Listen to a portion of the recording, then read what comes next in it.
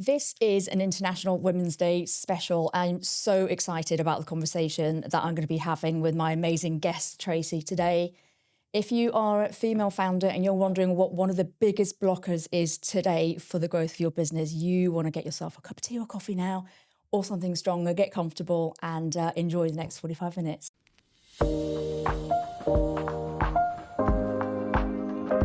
Tracey, welcome to the show. I'm so excited to have you here today. Thank you, Claire. Do you know, I've secretly been watching your podcast. You secretly? Yeah, and wondering when you were going to ask me to come along. So I'm so pleased that you actually managed to invite me today. So thank you. It's been one that I have been wanting to have you on the show for ages, but I wanted the right moment. And I think the conversation we're about to have in light of International Women's Day, but obviously this stretches so much beyond that. The wisdom you're going to bring to it is amazing. So let's start with diving into a little bit more about what you do and also what it is that brought you to doing what you're doing today. So I like to call myself a money mentor because I help businesses to grow their revenue by really breaking some limiting money beliefs. Mm-hmm. And do you want me to go back to the very beginning or to tell a bit about how you got here? Okay, so I started off, and I haven't realised until recently that I've done full circle. So I started off as a language graduate. And it was fascinating how I became a language graduate and then started to look at how language links with our identity and then helps us communicate. And I realised that you can actually talk to somebody and use language, and it can be empowering or disempowering. So I started off and I did languages as a degree. That then led me to the life of entrepreneurship because I set up a business to teach people. I do French and Spanish to teach people how to speak French and Spanish in the international world. And I had various clients who were business owners who travelled around but didn't speak the language. So that was where I first started. Then I've been an entrepreneur for about 30 years. So I've always been in this space, and I really think I am unemployable because I've had so much experience. How often I hear that from that seat. And so I then started the world of entrepreneurship. I then grew into events and media, advertising, and then into finance, which was about just over a decade away. Mm-hmm. And I started that with my husband. Started that with my husband. I have to think about who he is then. What label do I give him? You'll have to bear with me because sometimes I do get brain fog being middle-aged. But yes, not forgetting my husband before. Anyway, so started off a business with him. So he's a chartered certified accountant and we started off an accountancy business. That was over a decade ago. And that was all about the transactional side of money and helping businesses to be tax efficient and to really know their numbers. About 4 years ago, I hit perimenopause. And if I'm honest with you, it hit me by surprise. Couldn't get out of bed, really debilitating. And I realised that actually, because of the anxiety of menopause, I had this irrational anxiety about my future wealth. And it impacted how I felt about money. So then I started to think, how can I help myself to get over this? And we were running the business together. COVID hit as well at the same time. And it was a real shock in how much it impacted me. So then I thought, why can't I start a business that really helps other women? Because it wasn't really talked about, the impact that menopause has on your finances, the impact it has on your risk tolerance, how you think about money. And so I set up the business Men Are Money just over 3 years ago now. And I help female founders mostly, although I do have men on my program as well, to really hit record revenues and focus on their income by looking at how they undercharge, get them to charge properly, and to eradicate any limiting money beliefs. Because I realized at that time that a lot of the things I was doing, success to me was based on my parents' beliefs and what my parents wanted me to be or what success meant for them when they were younger. Mm-hmm. And we live in a different world now. So it really is about rebooting your brain, rewiring your brain to be more in the world that we live in today. And a lot of us are carrying those limiting money beliefs that are stopping us from that success. There's so much to go into here. I think where I want to start is around the female founder population, which we've spoken about this before, and it's widely known that one of the biggest growing populations of new founders now is women, correct me if I'm wrong, between the ages of 45 and 55? Is that right? The fastest growing group of entrepreneurs is actually between 45 and 55. Yep. And it's not coincidence that happens around the age of menopause. The average age of menopause is 51. But that is not, there's not a surprise that actually happens, because if you think about it, as we get older, we have more experience in life. Also, a lot of women are starting again. We really don't put ourselves first. And I'm seeing a lot of women putting themselves first now and actually doing things that they want, rather than 20 years ago it was focused on them bringing up the family. So it now has to be focused on them. So I think that is why we're seeing that massive increase. Growth. And I guess, and you alluded to it before, we live in a different time now, right, where starting a business feels possible, whereas perhaps a few decades ago, the trajectory of life was you have your role, you bring up the kids. If you are employed as well, you retire and that's it. Whereas I think for many of us, within that age bracket, it feels like there's so much more opportunity still. So there's a shift in opportunity as well. But what I found really interesting also about what you were saying is that kind of that perception of success. And there's quite a few layers, I suppose, in terms of the way, from what I'm hearing, that you coach people that come beneath the money mindset side of things. So before we go into those, how would you define sort of the money mindset issue?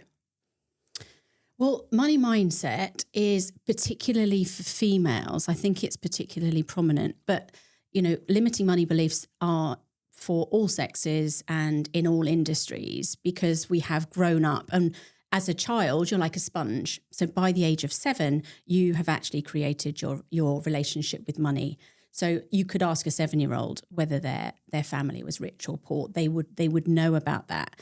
And they actually pick up a lot from the phrases that they hear, whether people talk about money at home or whether they, they're silent about money, or if they have phrases like money doesn't grow on trees, or we can't afford that, then that stems from a place of scarcity and lack. So if you bring that to the adult world, particularly in business, then you're always going to think, that's going to stop you from reaching that ceiling. It's going to limit you. Mm-hmm. So what I do is I help people to actually identify whether there are any limiting money beliefs. And if there are, then I get them to eradicate them once and for all so they can reach that success. And what are specifically some of the phrases that you might commonly hear? Because, for example, somebody listening might say, I don't have an issue with spending money. In fact, in itself, that can be an issue. Money comes to you very easily, but you also don't keep it. So it's not so much, about how you spend money, but actually how I suppose it's tied to your worth in terms of coming back to your point around charging.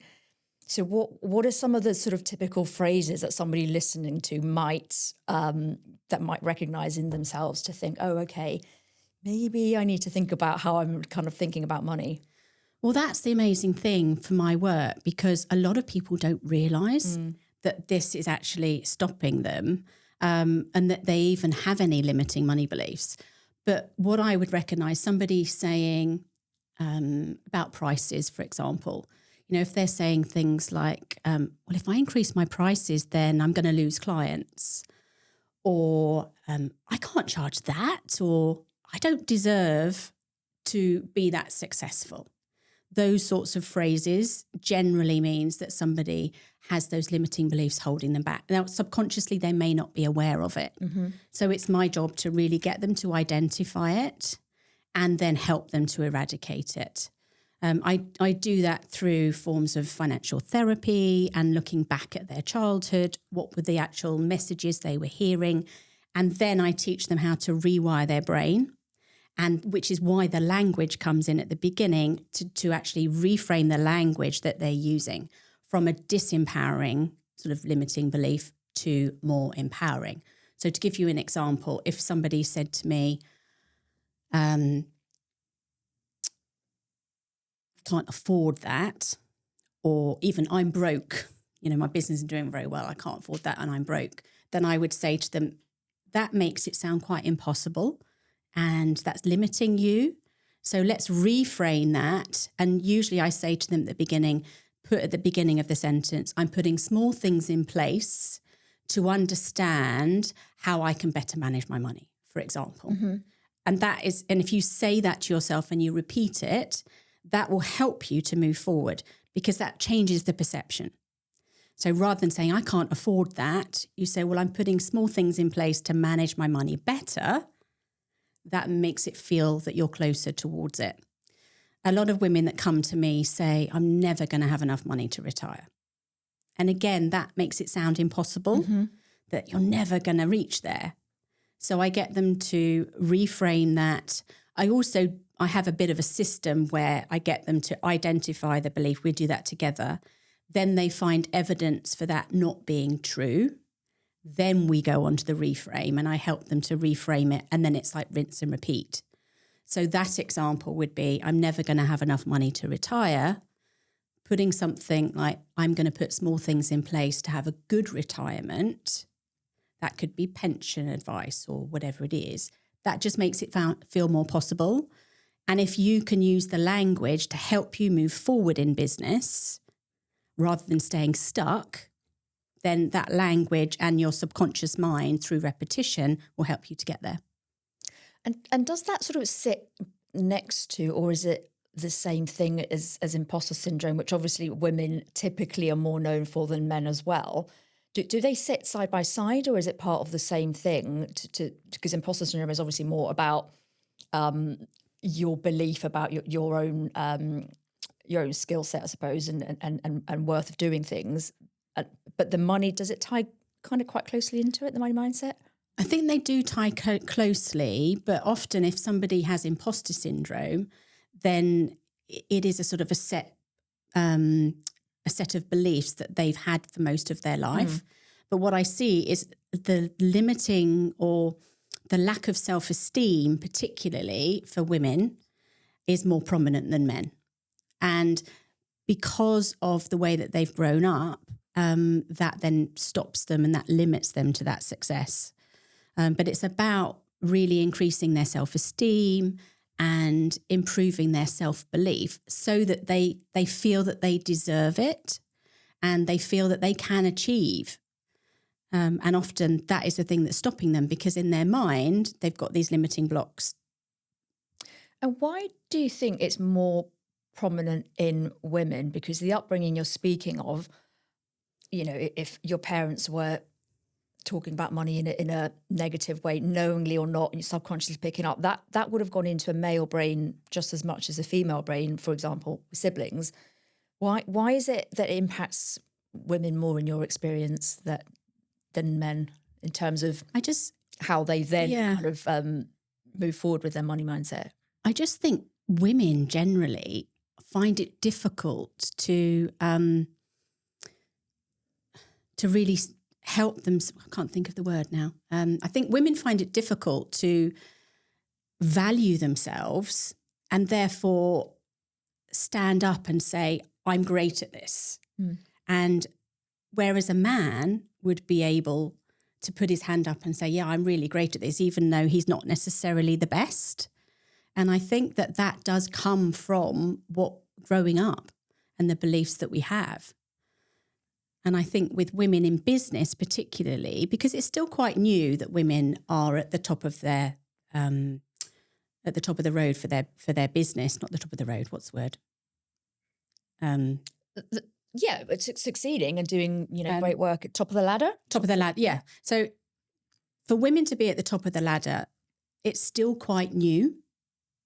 So if you think about our parents and our grandparents, certainly our grandparents, I mean, at 50, our grandparents were retired and they didn't work. So there's a lot for women to cope with by bringing up the family, setting up new businesses. So I think there needs to be a lot of work on their worth and how they value themselves. Undervaluing is one of the key things that I see for limiting the revenue for them in their business. A third of all business owners actually undervalue themselves. And it's not necessarily about pricing. It's about what they believe. And I love the point that you touched on there, because actually, you know, as humans, we learn from templates of what we see around us. And if the phenomenon of women being highly successful in business is something that's relatively new, generationally, there is no template to go back on. If you go into, you know, the, what's it called when it's the kind of the genetics you pass down, there's not that template for any of us. And actually the template would be more around now maybe is the time to start settling, you know, in middle to late life, as opposed to, for many of us, it's like actually we're now taking a completely different trajectory. But other than looking at our peers, there's not really that history of it. So yeah, I still think it is the first generation of women who are successful in business, maybe the second generation, but it's still relatively new. And bear in mind that it wasn't until 1974 that women were allowed to have bank accounts. That, you know, before, blows my mind. You had to ask for either your husband or your father to set up a bank account for you. So we're still in that age where it is relatively new, but also bear in mind that we've been brought up by parents where success was about, you know, 9-to-5 job, working really hard in the same company, or, you know, and that doesn't exist now. So we need to, I can describe it as being like a sat-nav system. You need to know where you want to be, where you want to go. So I talk about to clients, where do you want to be in 5 years' time?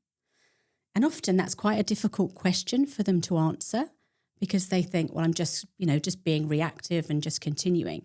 But if we think about where we want to be, what direction we want to go, what the destination is, then we need a sat-nav to get there. And we need the most up-to-date sat-nav. There's no point in having a sat-nav. I think the first one out was TomTom, and that obviously doesn't have all of the new roads and things on it. And our brains are the same as that. We need to have a sat-nav system, which is the most up-to-date. And often our sat-nav systems are from old beliefs and old habits that we've learnt from our parents that lived in a different lifetime. So we need to reboot and have our sat-nav system so that it's efficient as possible, and so that we can then get to the destination as quickly as we can and a shorter route as we can. And you do that by removing and eradicating anything that's blocking you, and by having someone that can help you along the road that's got where you want to be. And actually, you have a brilliant exercise, and you do a few talks where you actually get people that are watching to put a number to that goal with a check. Can you tell us a bit about that? Because I think that's such a fantastic way of really being able to aim towards something. Well, one of the exercises that I do is I say to people, what is your dream income? Think of a number. And often I say to people, what is it that's stopping you from putting a naught on that? And that in their minds will start to think, oh, well, you know, I want to be realistic, you know, something. And so that is when we start to work on that. And so then I say to them, well, write down a number. And I tend to give them a blank check. And it's not very often in this world that you get a check, let alone a blank check where you can put a number on there. But the important part of that exercise is to visualize. Visualize yourself receiving that money and put a date to it. So if it's 5 years that you want to achieve £1 million in your business, write that on the check and date it 5 years from now and sign it, because that is a contract to your future self. I think the talk that you saw, I talked about Jim Carrey doing that when he was in the 80s, when he was broke, didn't have any money. He wrote himself a check, and every single night he would go up to Mulholland Drive looking over LA, and he would imagine himself getting, it was $10,000 at the time, $10,000 for a movie role. And he would imagine himself shaking movie stars' hands and movie directors. And every single night he would do that and visualize that. 10 years later, he then got the role, and he was paid exactly $10,000. So that is the power of visualization. But that just shows that you need to have a destination. You need to know where you're going. And then once you have that destination, it's working backwards. So it's your vision of, say, 5 years. Then we work back on a 2-year strategy. And then it's about tactics. How can we get there? And then it breaks down into quarterly actions. And I think this is what's really interesting about the work that you do that takes it kind of beyond, because there are coaches out there that will help with the mindset that we've spoken about, but you then take it to the next level with the rest of your experience to help practically as well. So how does that look in terms of how you help your clients? Because it's one thing to have the sat nav, right? We've plugged it in, we've got our destination, but then it's, well, how do we really make sure we're on the right road to that destination? What are the checkpoints? And often we want to take a break, or we don't want to take a break, and we need someone to help us navigate that. So, the role that you play in that, I'd love to know more about. I think what makes me unique is that I don't just look at the mindset and the money mindset. They are absolutely crucial to any success, because if you don't have the right mindset and you don't have that clarity on it, the right strategy or any pricing, that's just not going to hit home. But what I do is I link your mindset with your money, and also how that is impacted by hormones or stresses or life events, and make you understand that that's impacting your financial behaviour. And I talk about, and I get people to identify what I call my money personalities. And dependent on which money personality you are, so you could be, I'm talking extremes, but you could be a spender, or you could be a saver, or you could be an avoider, somebody who avoids talking about finance, or avoids looking at their credit card bill if they know they spent too much, or a giver. And I get them to recognise which they currently are and which personality they want to be. So some people, there are positives in all money personalities, but sometimes people want to be more of an investor, or they want to be more of a security seeker, or more of a giver.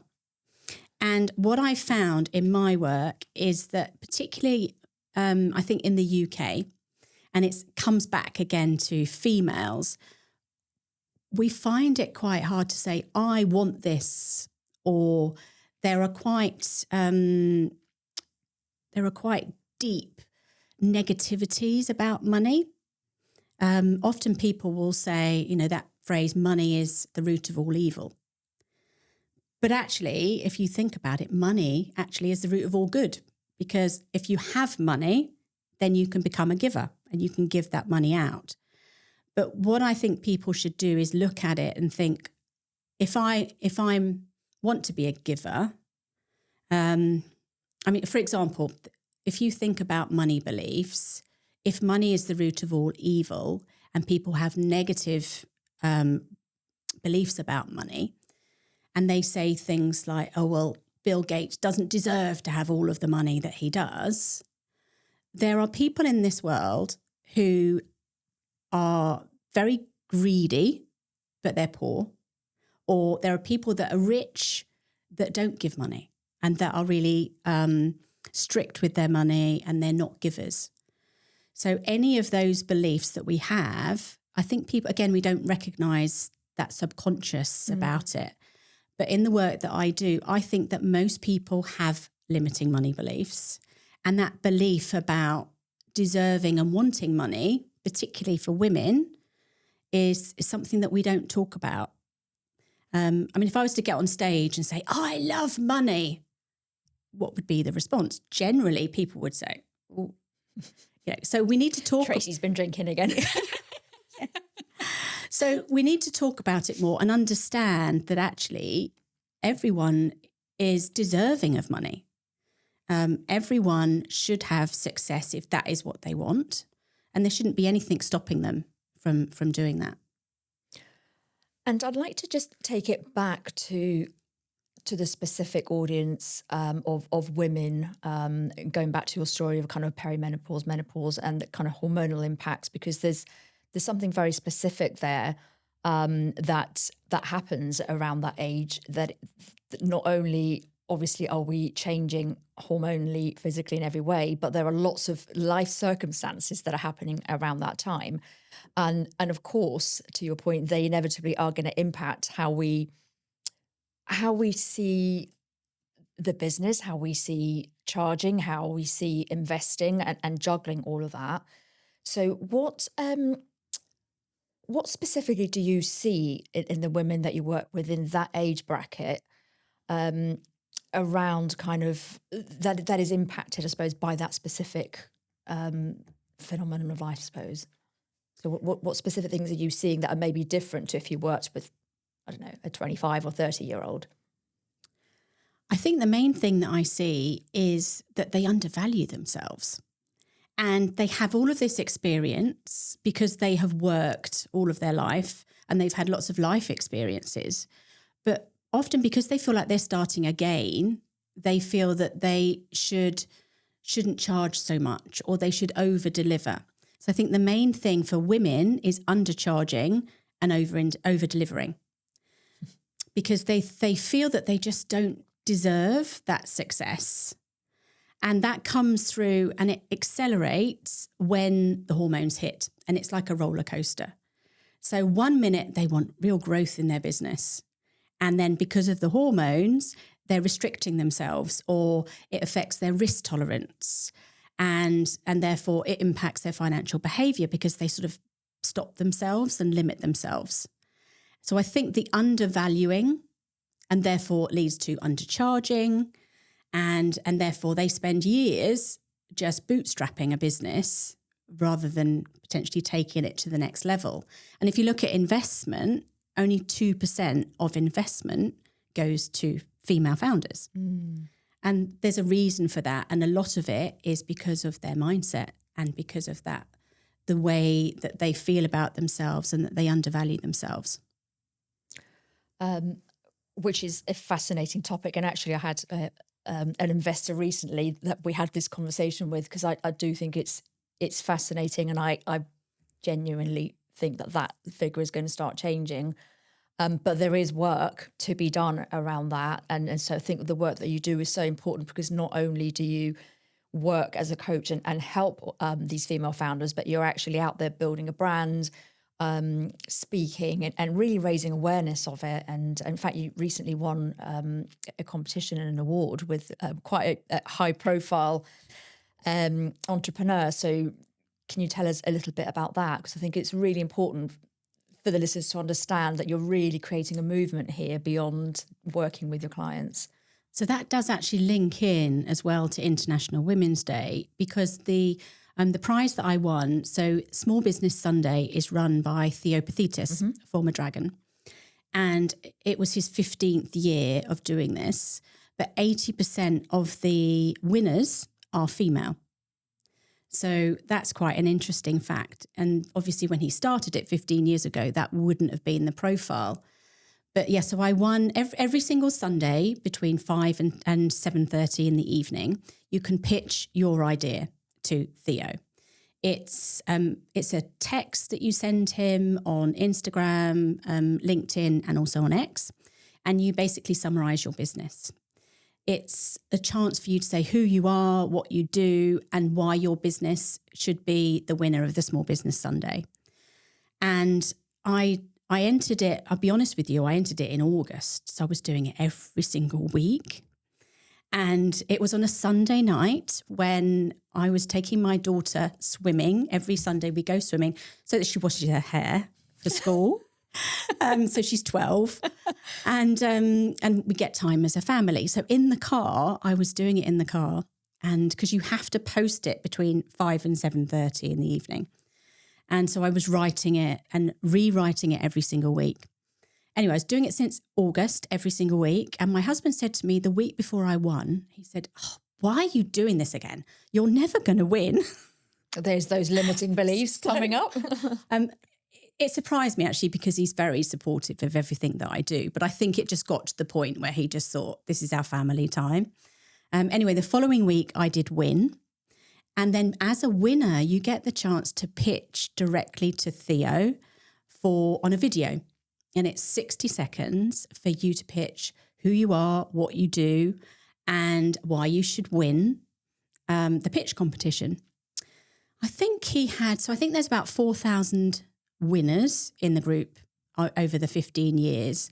And I think he had over 150 entries. And I got in the top 10 for the pitch. So as well as winning, I did also get shortlisted for the pitch, which was amazing. And I got the chance last week to go up and have a photo with him, which was another milestone in my business. So half term, I said to my husband, Nigel, we're going away for a couple of days for half term. And he was like, great. We're going to Birmingham. And for me to meet Theo. So that was amazing to be able to do that. And I think, number one, huge congratulations, because it speaks to the work you do. It also speaks to your tenacity, because honestly, 9 out of 10 people probably would have given up submitting the entries. But thirdly, and probably most importantly, I think it speaks to the shifting in mindset that such a well-known entrepreneur such as Theo values the work that you're doing to shortlist you to the top 10 out of thousands of entries. And to me, I think that speaks volumes about the recognition that's being had about entrepreneurship, female entrepreneurship, but specifically around, taking it more niche, the work that you do around women, menopause, money mindset. And I just love that that's been recognised on such a big platform. So I think we are the only company that does link menopause and money together and really focus on how that is impacting our finances at that stage of life, and how we can really change the world so that more female entrepreneurs can come forward, more female entrepreneurs can have that success and tenacity. Actually, tenacity in all of the founders that I work with, I think the one thing that I would say gets them to move forward and be successful is having that tenacity. And also knowing that you have that resilience as well, the resilience to keep going. And that you can start from nothing, but build it to be a true success. But that takes tenacity, continually adapting yourself and making sure that there's nothing stopping you in the way. And that consistency and repetition to all of the things that you need to do to build the business, and having that support and community. Women are amazing when they get together, the power of women coming together. And I just think we need to do more of it to make that a success. Completely agree. And to that, to the point, and actually something that you mentioned earlier around, you specifically said the term sort of begin again. And I think that's something that I notice a lot, that it's almost seen for, and on the whole with female entrepreneurs, that it's almost like they're starting a brand new chapter or a brand new book almost, rather than seeing all of the experience that brings them to this point and bringing that to the mix. And I wonder whether sometimes that has an element of charging, because the value they see bringing is what I'm doing now versus what I've done all of these other years, whereas all of those things have actually brought you to that.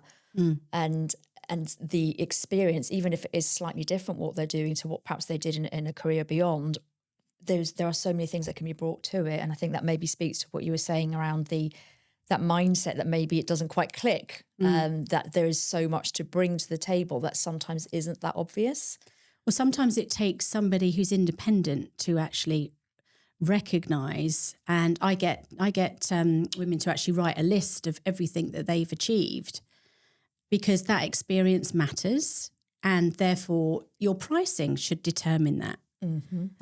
Again, women don't. I saw a post this morning actually for one particular coach, and he said, because of the results that I've had for my clients, I'm increasing my prices by the 1st of April. And most women would feel a bit uncomfortable about doing that. But the value that you bring now, you are bringing more experience, more impact. You're helping more people to get those results. And therefore your price should justify that. It should be able to be justified and reflect that. And often women, that is what's stopping a lot of women. And if you think about it, if you go for 4 years and you're undervaluing yourself, the loss in revenue for you not putting your prices to the value that you bring. Absolutely, the loss of revenue, and you said it yourself. If you can think beyond yourself, but actually the potential impact that could have on your family and and others, and actually going wider, the impact, especially if this group of female entrepreneurs and founders keeps growing, the impact that could have on society if that enormous growing group continues to undercharge. The economic effects of that as well, and also the templates. So for any of us that have kids, it's what template are we trying to demonstrate to them? But I think this is where working with someone like you and having that community around you is so important, because I think we can all listen to what you're saying and cognitively say, no, yeah, you're right, of course we should value ourselves. But the difference between saying it and actually believing it and acting on it, I think requires, if it's not there already, it's like a muscle that needs to be reshaped, right? So it doesn't happen overnight. It needs that consistent attention. And so that's why I think what you're doing is so different, because you do bring the sort of the numbers to it, your financial wisdom to it, the language. So what we were just speaking about bringing all of your experiences together. And of course, you bring your own story to it as well, of your own experiences of finding yourself one day going, whoa, everything's changed. And how does that impact sort of the trajectory moving forward? So yeah, I just think it's just amazing what you're doing. But before we go to the part of the show where I'm going to ask you for your words, I'd love to just know what's next. What's on your 5-year tom-tom?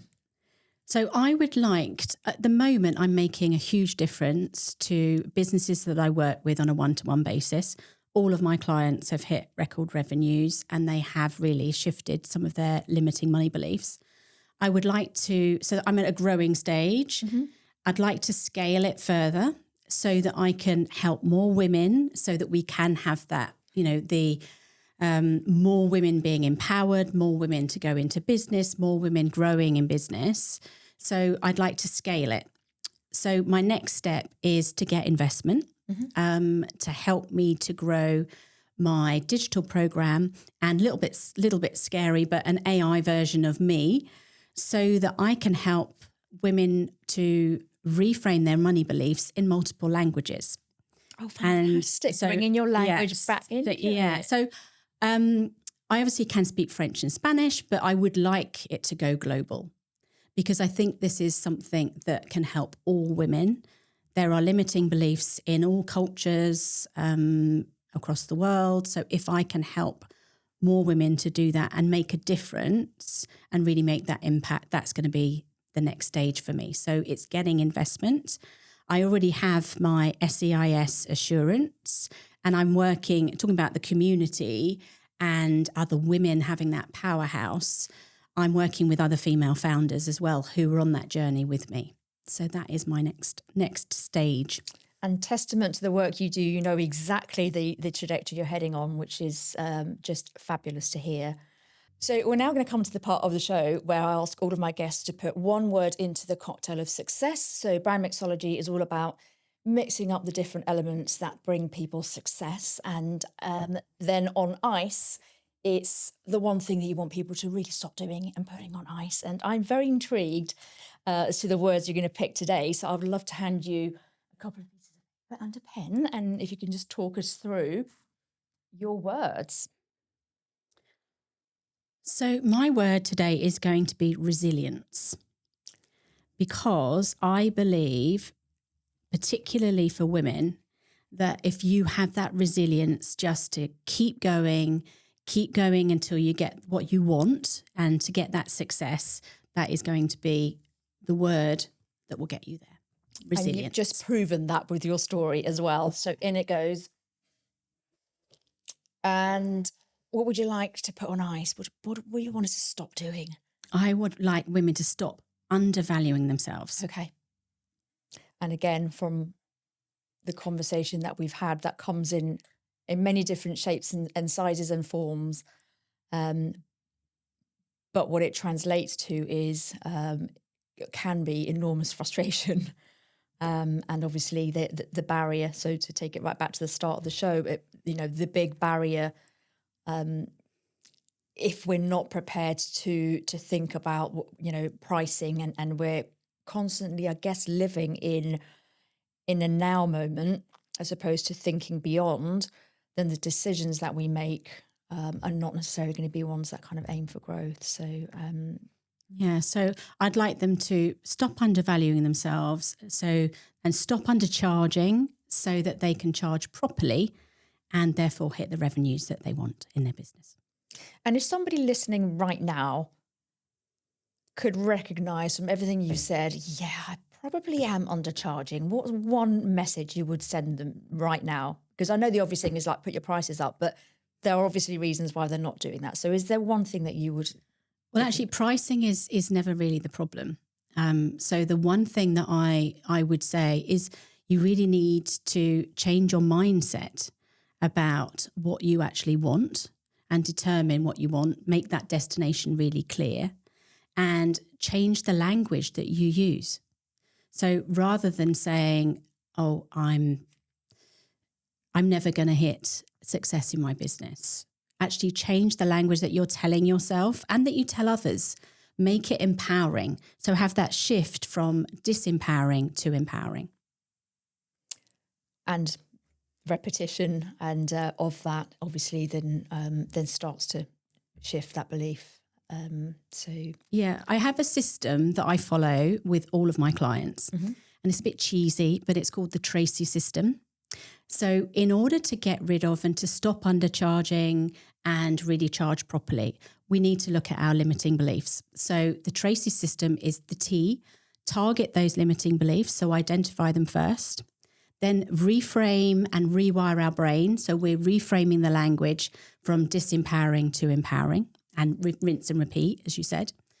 The A is align your values with your goals. Make sure that any goals you have are things that matter to you. Your values are your compass, because they'll determine what you will and what you won't tolerate. They'll also help you to get focus on what to focus on. Focus is really important. And also they will help you to feel fulfilled every single day in your business. The C is craft a daily ritual. The way to success is to craft something you can do every single day so it becomes a habit. Being poor with money and having limiting beliefs is a habit. So we need to change that habit and craft a daily ritual to get you there. The E is embrace learning. The thing that I would encourage every female to do is to embrace learning. Learn as much as you can about money, about yourself. I think it was Warren Buffett that said, the more you learn, the more you earn. So if you want to grow your business, then that is what you need to do. Focus on your personal development and learn more. And then the Y is yield all of that together so that you can have that lasting success.